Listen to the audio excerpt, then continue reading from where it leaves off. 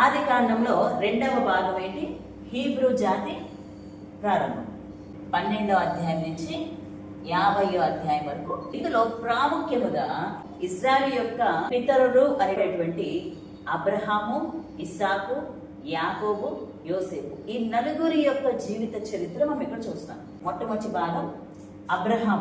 12వ అధ్యాయం నుంచి 25వ అధ్యాయం వరకు అబ్రహాం యొక్క జీవిత చరిత్ర, అబ్రహాం యొక్క కుటుంబం, అబ్రహాం యొక్క పిలుపు, సున్నతి ద్వారా ఆయన నిబంధన, హాగరు ద్వారా ఇష్మాయిల్ రావు. సో దేవుడు అబ్రాహామును అబ్రహాముగా మార్చడం మనం 18వ అధ్యాయంలో చూస్తాం.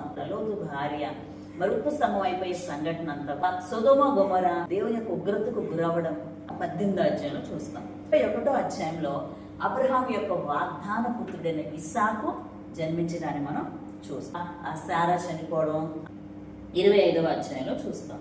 సో 2వ భాగంలోనే ఇస్సాకు యొక్క జీవిత చరిత్ర 25 నుంచి 8 అధ్యాయాల వరకు ఏసావు, యాకోబు ఇద్దరు జన్మించిన సంఘటన 25వ అధ్యాయంలో. ఏసావు తన యొక్క జ్యేష్ఠత్వాన్ని యాకోబుకు అమ్మివేయడం. ఇశ్రాయేలు చరిత్రలో ప్రాముఖ్యమైన వ్యక్తి యాకోబు. ఈ యాకోబు యొక్క చరిత్ర 29వ అధ్యాయం నుంచి 37వ అధ్యాయం వరకు మనం చూస్తాం. 33 నుంచి 35 వరకు కూడా యాకోబు మరలా తన వాగ్దాన భూమికి తిరిగి రావడం. 4వ భాగం ఏంటంటే యోసేపు. 37 నుంచి 50 అధ్యాయాల వరకు యోసేపు యొక్క జీవిత చరిత్రను చూస్తాం. యోసేపు యొక్క పరీక్ష, ఐగుప్తులో ఉన్నటువంటి స్థితి మనం చూస్తాం.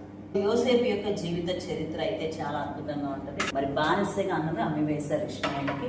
ఇష్మాయిల్ తీసుకుని వచ్చి ఆ యొక్క ఐగుప్తు దేశంలో ఆ పోతీఫెరా అనేటువంటి ఒక సైన్యాధిపతికి అమ్మివేస్తారు. యోసేపు మీద పోతీఫెరా యొక్క భార్య కన్నుబడి అతనితో పాపము చేయడానికి ప్రేరేపించినప్పుడు యోసేపు దానికి అంగీకరించిన సంఘటన 39 నుంచి 41 అధ్యాయాల వరకు మనకు కనిపిస్తాయి.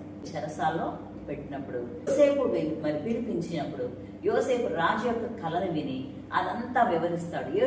యోసేపుని ప్రధానమంత్రిగా రాజు ఎన్నుకుంటాడు. మరి 39 నుంచి 41వ అధ్యాయం వరకు కూడా యోసేపు ఎన్ని పరీక్షలు గుండా వెళ్ళాడు, యోసేపు ఐగుప్తులో ఏ విధంగా ప్రధానమంత్రి అయ్యాడు అనేది అర్థమవుతుంది.